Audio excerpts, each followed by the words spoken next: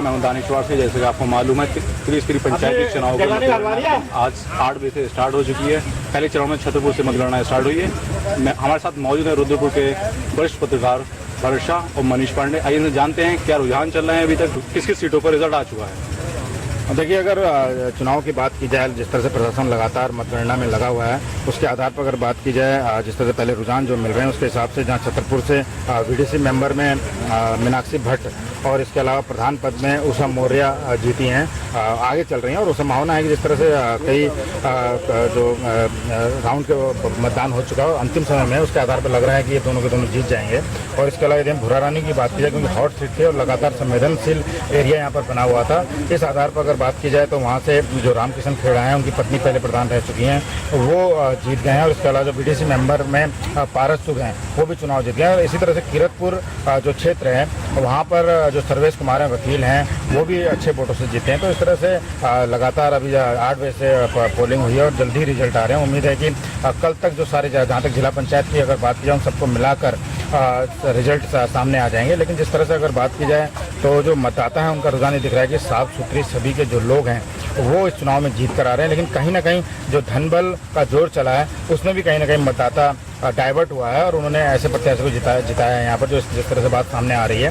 लेकिन साफ तौर से कहा जा सकता है कि क्योंकि गांव का चुनाव है और साफ तौर से जो राजनीतिक दल के जो नेता हैं वो इसमें साफ तौर से बचते हैं, लेकिन इसमें कोई राजनीतिक दल का चिन्ह नहीं होता, ना पंजा होता है, ना कमल होता है, ना साइकिल होता है। लेकिन इसमें व्यक्तिगत छवि के आधार पर चुनाव लड़ते हैं और जो राजनीतिक दलों के नेता हैं उनको अपना, अगर हम बात करें जैसे लोकसभा चुनाव में हमने देखा था एक बदलाव की लहर थी पूरे देश में, वही लहर क्या अब हमें इससे त्रिस्तरीय पंचायती चुनाव में भी देखने को? देखिए, जिस तरह से रुझान सामने आए हैं उसके हिसाब से लगता है कि कहीं जिस तरह से नरेंद्र मोदी के नाम पर भाजपा चुनाव लड़ी थी, वैसा यहाँ पर प्रभाव नहीं दिखाई दे रहा। क्योंकि ये चुनाव, खासकर पंचायत जो चुनाव है, वो व्यक्तिगत छवि पर होता है और गाँव के जो लोग हैं अपनी व्यक्तिगत छवि के आधार पर ही आम लोगों के बीच में जाते हैं। तो साफ तौर से कहा जा सकता है कि ऐसा कोई प्रभाव जो नरेंद्र मोदी का प्रभाव लोकसभा चुनाव में दिखाई दे रहा था, वो प्रभाव पंचायत चुनाव में नहीं दिखाई दिया है और व्यक्तिगत छवि के आधार पर आम मतदाताओं ने वोट दिया। आइए रुक करते हैं मनीष पांडे जी का और उनसे बात करते हैं क्या अभी तक जो रिजल्ट आए हैं उनके आधार पर आगे क्या रुझान रहेगा और किस तरीके के और मतदान के रिजल्ट आने की संभावना है।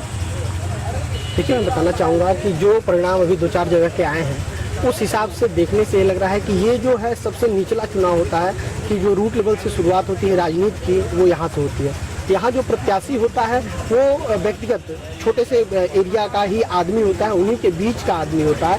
तो यहाँ कहीं पार्टी बेस पे या लहर कहीं नहीं काम करती है, उसकी व्यक्तिगत छवि काम करती है।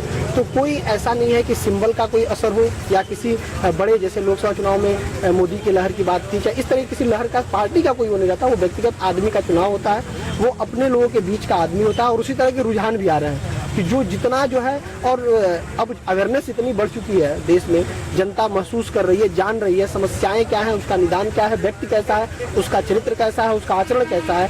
इन सारी चीज़ों को जानते हुए जनता डिसीजन ले रही है, वोट कर रही है, घरों से लोग निकल के मतदान कर रहे हैं। तो निश्चित रूप से जो है, जो साफ सुथरी छवि के लोग, अच्छे लोग और वास्तविक राजनीतिक लोग हैं, वही लोग जीतेंगे। और उसी तरह का भी रुझान है। इतने छोटे चुनाव में हमने एक चीज़ देखने को मिली, जैसे लोकसभा चुनाव में फेसबुक और सोशल मीडिया का एक जोर रहा था, वही जोर इसमें पंचायती चुनाव में हमने देखा। देखिए, सोशल मीडिया जो है, मीडिया का इन्वॉल्वमेंट हमेशा से रहा है देश की राजनीति में, देश के विकास में और हर मुद्दों पे।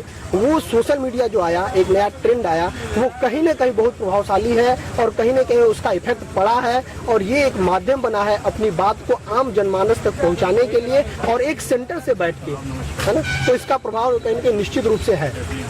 बहुत बहुत शुक्रिया मनीष पांडे जी का। हम आपको आगे भी पल पल की खबर देते रहेंगे और देखते रहिए स्टेट ऑफ।